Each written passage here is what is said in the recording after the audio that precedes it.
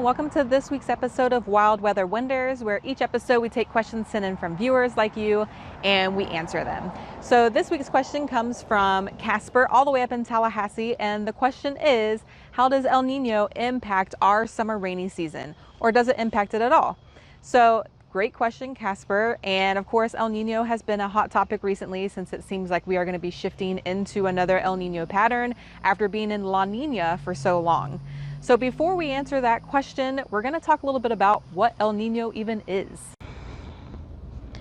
Okay, so before we look into how El Nino impacts Florida, let's look at what El Nino even is. And our friends at the National Ocean Service and NOAA did a great job of making this video that describes what El Nino and La Nina are.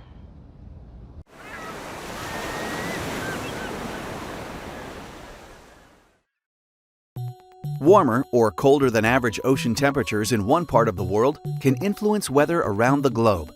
Boggles the mind, right? Here's how it works. During normal conditions, trade winds, which blow from east to west, push warm surface waters towards Asia, piling it up in the western Pacific. In some years, though, the trade winds weaken. The warm surface water moves eastward and reduces upwelling of cold water off the coast of South America. Climatologists call this El Nino. Its climate impacts show up mostly in the wintertime over North America. The warmer ocean fuels an intensification and southward shift of the jet stream. This brings flooding to the southern United States and warmer, drier conditions over parts of the Pacific Northwest, northern U.S., and Canada. But eventually, those trade winds pick up again and sometimes become even stronger than normal. When that happens, they blow the warm water back into the western Pacific and restart the upwelling of cool water towards the surface in the eastern Pacific. These strong trade winds are a signature of what is called La Nina, unusually cold conditions in the tropical Pacific that displace the jet stream northward. La Nina can lead to drought in the southern U.S. and cooler temperatures, heavy rains, and flooding in the Pacific Northwest.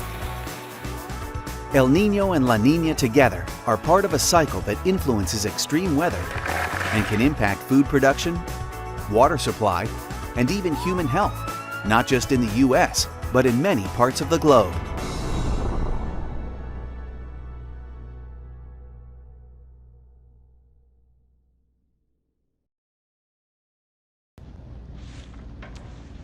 So looking at our current state that we're in right now, we're actually still kind of in the neutral, but we're going to be tending towards the El Nino.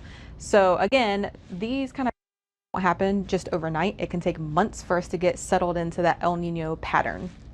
So before we talk again about just Florida, let's, do a little recap.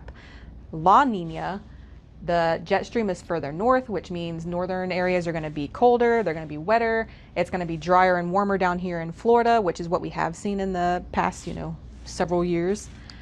And then if you switch to the El Nino pattern, that jet stream is going to be pushed further south, and it's going to be bringing all that warm, moist air over Florida, bringing us more rain and cooler temperatures in the winter time. With that being said, let's take a little look at this graphic right here. So it's kind of hard to see, but it does show you winter precipitation every El Nino event since 1950 in this graphic right here.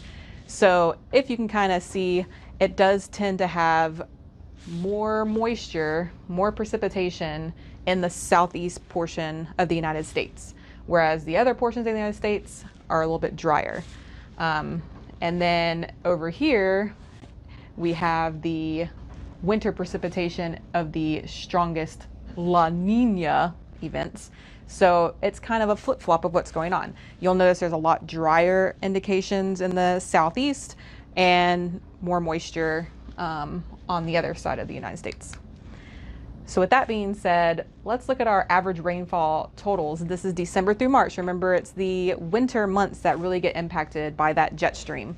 So for Florida, these different colors represent the different strengths of El Nino. And if you look at the average amount of rainfall for December through March, is the highest was 17.41. And if you look at red, strong El Nino year. Likewise, temperatures also are impacted, and that would be cooler usually for an El Nino event. So again, if you look at Florida, you'll notice that there's a lot more blues in the El Ninos, whereas the strongest La Ninas, there's a lot more colors in the Florida southeast portion of the United States.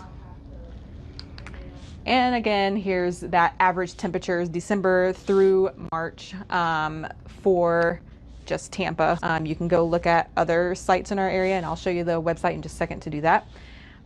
So the average temperatures December through February in this case was 60 degrees, and that was actually during a moderate El Nino.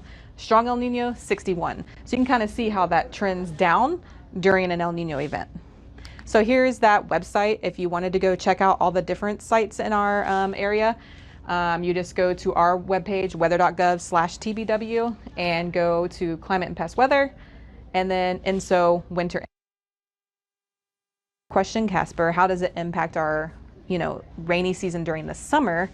It really doesn't have much of an impact because it's really having to do with that jet stream in the wintertime that's kind of pushed down south. Now, one impact that it could have is that sometimes El Ninos are linked to below average hurricane seasons, and that's really because the shear is increased, the trade winds are increased, and it's a bit stable out there. But again, it's not set in stone that, hey, we're going to have less hurricanes because there's El Nino. And again, El Ninos take months to finally set up, and then the atmosphere sometimes takes even longer than that to catch up to it. So that's El Nino in a nutshell. Okay, well, thanks for watching. That's all I have for today. Hopefully that answered your question, Casper. And really, I hope it sheds some light on how El Nino influences our weather here in Florida.